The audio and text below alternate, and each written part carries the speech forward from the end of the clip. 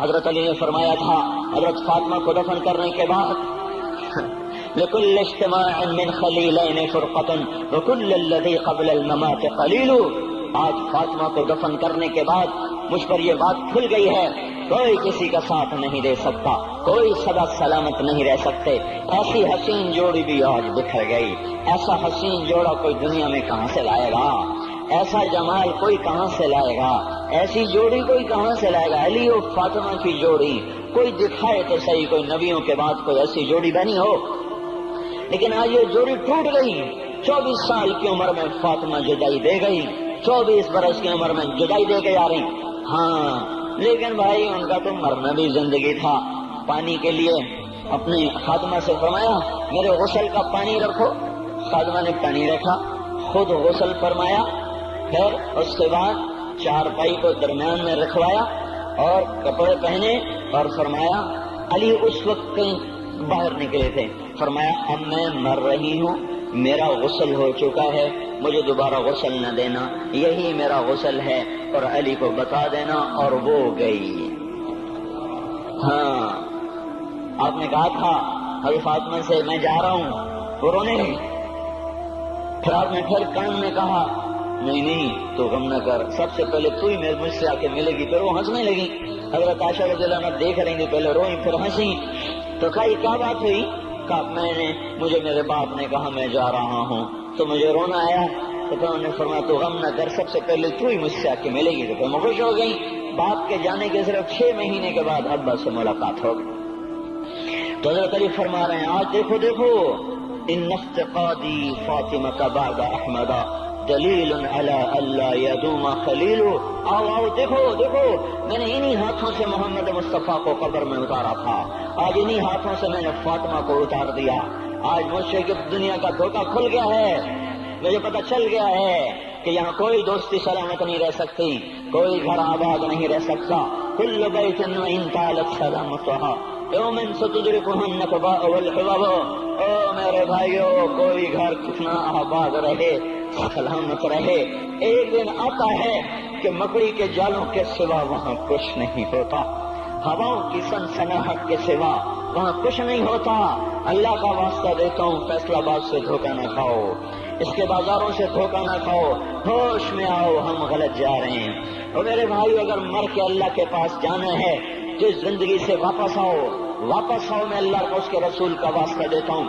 اگر مر کے کہیں اور چلے جانا ہے، اگر مر کے اللہ کے پاس نہیں جانا یا اللہ کے رسول کا سامنا نہیں ہے، جو مرضی کرو. پھر ہم بھی چھوڑے، اب ہمیں بھی کوئی سمجھاؤ. ہم کیوں بول بول کے گلے کی ایک ایک رگ میں درد اتار بیٹھے؟ گھر چھوڑ چھوڑ چھوڑ چھوڑ سارا وجود ہڈیوں میں درد اتر گیا ہے. تو کوئی ہمیں بھی راستہ بتاؤ کہ یہ راستہ ہے، اس پہ موج میلہ بھی ہوگا، اللہ بھی نہیں ملے گا. آؤ ہم سب پھر ہم بھی مل کر تمہارا ساتھ دیں. ہم کیوں ایسے کھاری اٹھائے ہوئے در در کی ٹھوکریں کھاتے پھر رہے ہیں؟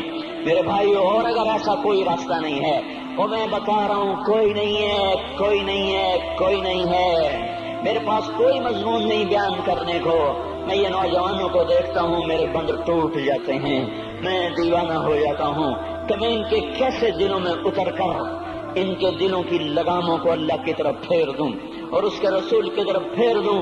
یہ جب گانے بجانے میں ڈوبتے ہیں، جب یہ رقص گاہوں کو چلتے ہیں، جب یہ تاجر غلط تولتے ہیں، اور جب یہ بینک سے قرضے لے کر لمبے لمبے نظام بناتے ہیں، پرائز بانڈ خرید کر دعائیں مانگتے ہیں اللہ میرا بانڈ نکل آئے. او میرا بھائی تجھے کیا ہو گیا؟ تو جوئے پر دعائیں کر رہا ہے کہ یا اللہ میرا بانڈ نکال دے. میں کیسے ہوش میں لاؤں؟ میں تو خود مدہوش ہو چکا ہوں. میں تو صدمے جیسے آدمی کو پاگل کر دیتے ہیں، دیوانہ کر دیتے ہیں. وہ دیوانگی کی کیفیت ہے کہ کوئی سنتا ہی نہیں، کوئی مانتا ہی نہیں. 4 دن کے تھوڑی دیر کے لیے ہائے ہائے کرتے ہیں، پھر وہی ڈگر، وہی راہیں، وہی غفلت، وہی صبحیں، وہی شامیں. کہاں سے کوئی آئے گا؟ کون سی آواز آئے گی؟ کوئی قیامت کے کڑکا کو سننا چاہتے ہو؟ کیا آسمان کے دھماکے سن کے توبہ کرنا چاہتے ہو؟ کیا آسمان کی بجلیوں کو کونجتا دیکھ کر پھر توبہ کرو گے؟ یا زمین کے کلیجے کو پھٹتا دیکھ کر پھر توبہ کرو گے؟ یا سمندر کی بفری موجوں کو چڑھتا دیکھ کر پھر توبہ کرو گے؟ یا ہواؤں کے جھکڑ بگولوں کو دیکھ کر پھر توبہ کرو گے؟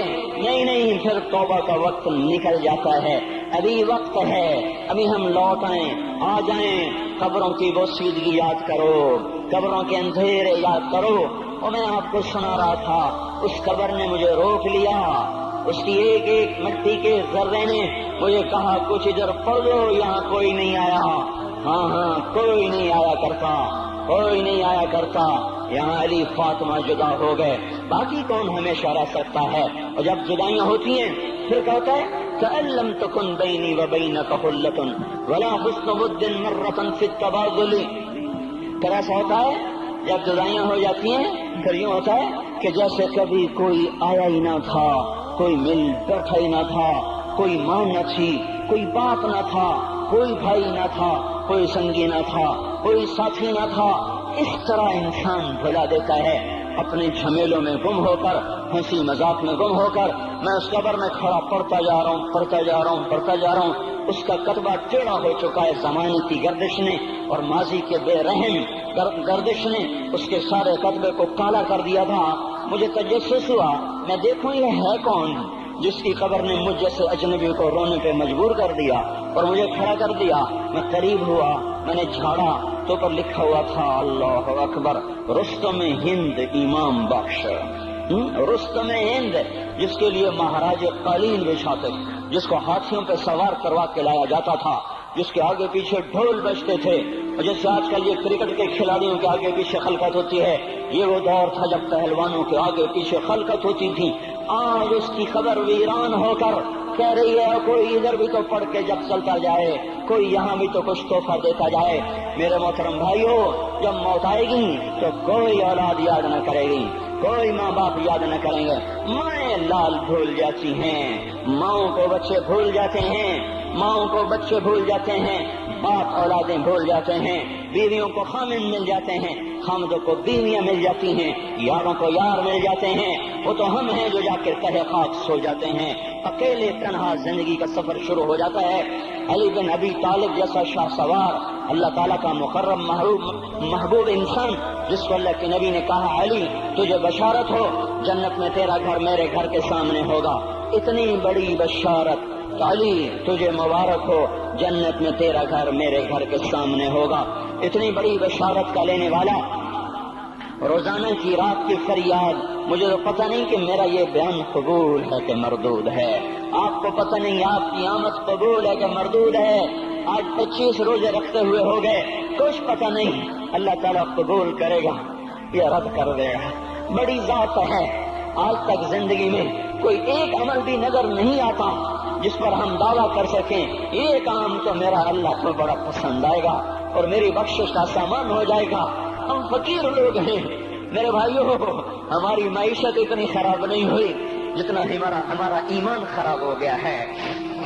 ہمارا فقیر، اس کا چولہا ٹھنڈا ہوا ہے، ہمیں اس کا درد ہے، لیکن اس کے چولہے ٹھنڈے ہونے کا اتنا درد نہیں ہے جتنا اس کے ایمان کی انگیٹھیاں سرد ہو چکی ہیں، جتنا یہ درد ہے، کیونکہ یہ فقر مالداروں کو بھی حاصل ہے۔ یہ فقر پوری دنیا پہ چھا چکا، مالدار بھی فقیر ہیں، دکاندار بھی فقیر ہیں، تاجر زمیندار بھی فقیر ہیں۔ آج جو جتنا بڑا دنیا دار ہے وہ ایمان کا اتنا بڑا فقیر ہو چکا ہے، وہ بھکاری ہو چکا ہے۔ کچھ نہیں ہمارے پاس، کوئی دعویٰ نہیں زندگی بھر کے کسی ایک عمل پر، جن کو جنت کے پروانے مل گئے۔ علی کا گھر میرے گھر کے سامنے، فاطمہ میری بیٹی جنت کی عورتوں کی سردار، حسن حسین جوانوں کے سردار جن کو جنت کے پروانے ملے۔ حضرت علی رات کو اٹھ کے رو رہے ہیں، آہن آہ من قلت الذات وبعد السفر ووحشت الطریق، اے میرے مولا مجھے معاف کرنا، میرے پاس عمل کوئی نہیں ہے، اے مولا مجھے معاف کر دے، میرا عمل تھوڑا ہے۔ اور میں نے ابھی کیا کہا ہے، میں نے ابھی کیا بتایا آپ کو کہ علی کا گھر نبی کے گھر کے سامنے ہے، تو کچھ تو سوچو، کبھی تھوڑے عمل والا بھی دو جہان کے سردار کے گھر کے سامنے گھر بنا سکتا ہے؟ کبھی تھوڑے عمل والا اتنے مرتبے پہ جا سکتا ہے؟ وہ کیا کہہ رہے ہیں؟ یا اللہ میرا عمل تھوڑا ہے تو میرے پاس کیا ہے جس کا میں دعویٰ کروں؟ یا اللہ میرا عمل تھوڑا ہے، یا اللہ مجھے تنہا جانا ہے، یا اللہ راستہ بڑا خطرناک ہے، یا اللہ عمل کا توشہ تھوڑا ہے، اے میرے مولا مجھے معاف کر دے، مجھے معاف کر دے۔ یہ وہ ہیں جو معاف ہو چکے ہیں، جن کی بخشش ہو چکی ہے، اور مجھے تو پتہ نہیں ہے کس حال میں جانا